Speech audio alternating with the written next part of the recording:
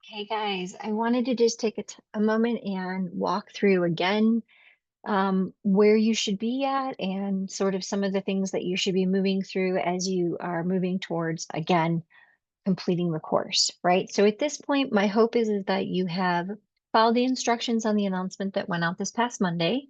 You have moved through and felt pretty comfortable with, again, the Start Here button. You have opened and clicked on a copy of the syllabus. You have downloaded it. You have seen that, again, there is a requirement for a purchase of an online platform, which I'm going to talk about shortly. You have clicked on some of the modules, you looked at some of the overview, you see that there's lots of different places that you can actually click on to be able to get access to having office hours with me. And again, those office hours are the exact same that we would have in person. In fact, I just had a student that actually came through. They had booked the time in the Calendly link, but they came and popped in because they were on campus. However it works for you, just know that there are lots of ways that we can set up time. If those particular office hours don't work for you, just write me an email, right? Professionally, right? Following those guidelines that are sort of embedded. And we can set up some time and do a Zoom call as well. So speaking of modules, at this point, and again, I'm going to go ahead and put myself in the view of a student, just so you can see what you probably are coming across. And what you'll see is that there is some open things. I've already completed one, so as a student, so it's going to let me go. But what you'll see is there's a lot of things that are going to be grayed out.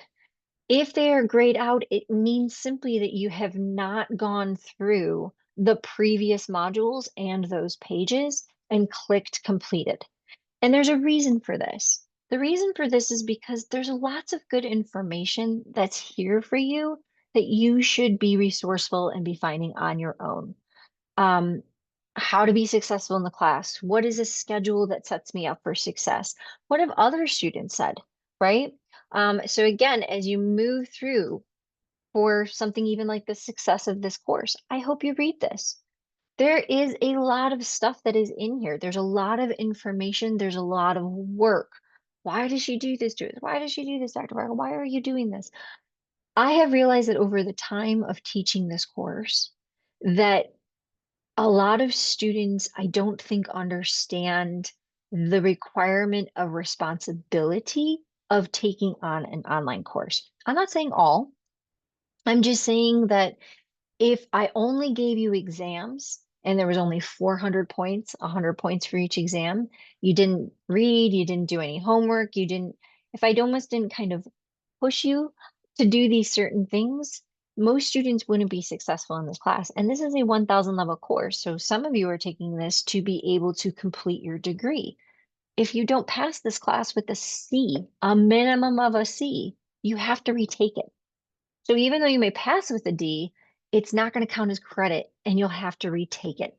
So again, I hope that that's just kind of in there. The more points I put in, the more opportunity you have that should you miss something or should you not do so great on your first exam, that you're not going to completely fail, that the whole thing is not going to collapse in on you. So it is going to seem like a lot of work. However, I have tried to lay this out as streamlined as possible so that you can be successful. With that, let me back out. Let me just simply say that there might be something else you're also realizing at this point. That as you signed up for the online portion of the lecture, there is also an online portion of the lab. If you were taking this class face to face, you would be going to lecture, and then you would have a different time that you would be taking the lab, going into the laboratory, sitting down at the lab bench, and completing an activity. Well, this is a virtual environment and we don't have that opportunity, but there is still a lab requirement for that. So each of you in your subsequent section, whether you're in 7.1, 7.3, 7.4, right, you're going to see that there is a secondary section, but when you click on it, you're going to be hit with this, right? So anytime you see another section that's associated with environmental science, 3.7x, right? 3.7.1, 3.7.2, 3.7.4, whatever section you may be in, this is where lab would have existed. What I have found is, unfortunately, students forget that this exists. And so I just have put everything over inside of the lecture Canvas shell. That just makes it easier. It just makes everything more streamlined. And again, I've put a little screenshot that as you move through the modules week over week, you're going to see I've laid out what do you have to read? What is the homework? What's the reading quizzes? And then I also have a section that highlights what are the lab exercises that you're going to have to do for the week. So again, this is just, I want to make it as easy as possible for you to find everything so that you can just go from the top of the module for the week to the bottom of the module of the week and just say, yep, got everything completed. So again, nothing for the course that you need to complete is in here. So don't worry about it. That's why this is the only landing page you're going to land on, right? So let's go back now into the course. And let's talk about some of the requirements. So again, inside of the syllabus, it states that you need to purchase the online platform of McGraw-Hill Connect. This is where all of your reading, all of your homework, all of your quizzes, and all of your lab exercises are going to be completed. The exams will be made up by me, and you will complete them through the Respondus Lockdown browser inside of the Canvas shell. I have unfortunately found too many issues with students trying to take the exam through the platform. It's just, I don't know why, it just doesn't work. But for most of you at this point, you have probably been introduced one way or another to the Lockdown browser that comes built into Canvas, whether you've taken quizzes, whether you've taken other exams and other online classes. This is a feature that every student at some point will have to experience, and therefore it just makes life a lot easier. So you will take your exams through the Canvas shell, but everything else will go through the platform. So let's look at the platform. Now, again, you can click on this link here. What you're going to see is a little bit different than what I would see, right? Because I'm the professor, so mine's a little bit different on the backside. But if I go, I can go through here by clicking on it, or I can go through the module section, right? And when I get all the way down and I've completed all the prior ones, you'll see that most of these links are going to direct you into the Canvas platform or into the Connect platform. So in this case, let's say, okay, Dr. Varga, I want to start my Smart Book Chapter 1 assignment. It's going to now pop you open into the platform. And now again, what you're seeing on my end is not going to be what you're going to see. But what it's going to show you and what at that time it's going to say is, did you register? So if you've already purchased the online access code, you can go ahead and enter that. Boom, you're connected. You can hit the ground running.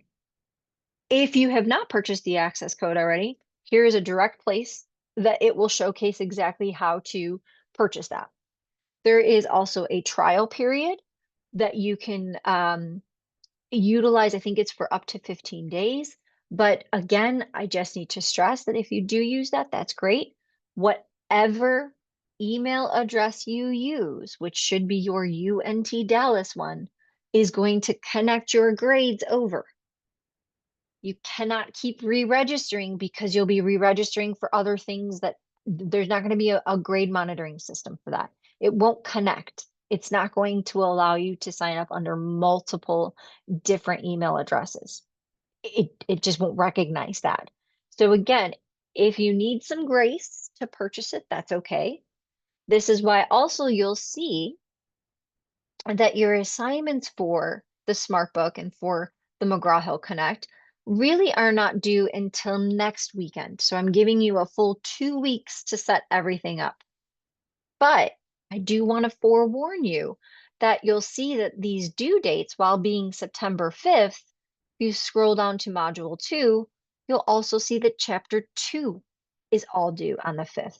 This is the only time things are doubled up because I want to give you the grace to sign up for it, but I also can't keep doubling up every week thereafter. And again, going forward, once the rest of the course opens after today, you'll see that you'll only be responsible for 1 week and one chapter at a time. But this is just to buy you some time to be able to get in, answer the discussion board, register for the online platform, and be able to begin your assignments. The other thing I want to point out here is that you'll see that there are links directly to with a due date for the readings. The reason for this, and that I should preface here, these readings are not worth anything. They're not worth any points. So why, Dr. Varga, would you have a due date? Well, you'll see that that due date perfectly corresponds with the exam date. So I'm encouraging you the best way that I know how to ensure that you read the chapter. I'm going to stress this as multiple ways as I can. You will not pass this class, cannot pass this class unless you read the chapters. Yes, I've got a lot of other things to support you, and you might be able to pass these and say, I'm getting tens on them. I'm doing great. I sort of been able to, you know, squeak by with just answering those things. Sure, that's great. But you might see things on the exam that you're like, I didn't see that in the smart book. I didn't see that in the homework. I didn't see that in the chapter quiz. You're right, because those are just things that are supporting to take bites of the chapter to see how well you're doing. It's not the full chapter, right? You have to read the chapters. They're not that long. They're like 5 pages at most, mainly filled up with graphs and images and pictures. It really is not that complicated, right? If you saw the book in person, we're talking very, very thin. So again, this is also just working on another stretchy thing of a skill set that you should be able to read information and take it in. And sometimes that's the way we learn better, right? We take information in by physically holding a book or reading something. That works for me. Might not work for you, but again, all of the information you are open to being tested on is gonna be in those chapters. Okay, the last thing I want to showcase to you is all things McGraw-Hill Connect. Okay, again, this is going to show you what you have to purchase, right? This is going to say that everybody face-to-face or online has to purchase this platform, right? We make it uniform across all sections of this course. And then if you move through and you're like, I'm stuck, I can't figure it out. I don't know how, am I connecting correctly? Am I not? Look at all these beautiful resources I've got for you, right?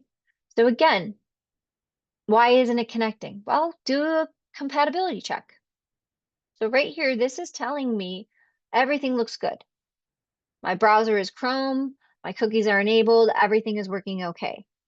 If something wasn't correct here, it would give you a red box and say, this needs to be fixed, and it would have a link to show you how to fix that. So again, go through these, right? There are resources here. How do I register? I don't know if I'm registering correctly. How am I doing it correctly, right? Student resources, how-to videos, right? So if I click on the how-to videos, I'm looking for anything related to the Connect platform. So with that, I just wanted to tell you, one, kind of high level, you have to move through all the modules. Two, you don't need to go to a separate place for the laboratory. Everything you need is going to be in this course, including the exams. And in future videos, I'll talk about the research project that you'll have to do at the end of the semester. All of the policies. What is the information that I need to have to be successful in this class, right? Boy, she's giving me, how do I pass with an A? How do I pass with a B? How do I pass with a C, right? I've also got, again, a weekly schedule for you. You don't have to follow these, but these are tips and tricks I have picked up from students that have said, this is what worked for me and this is what didn't. The biggest complaint I get from students at the end of the semester, this was too much work, this was too much work. And then on the other side, I have students who say, it might have been a lot of work, but at least it was completely streamlined. I knew exactly what to expect week over week.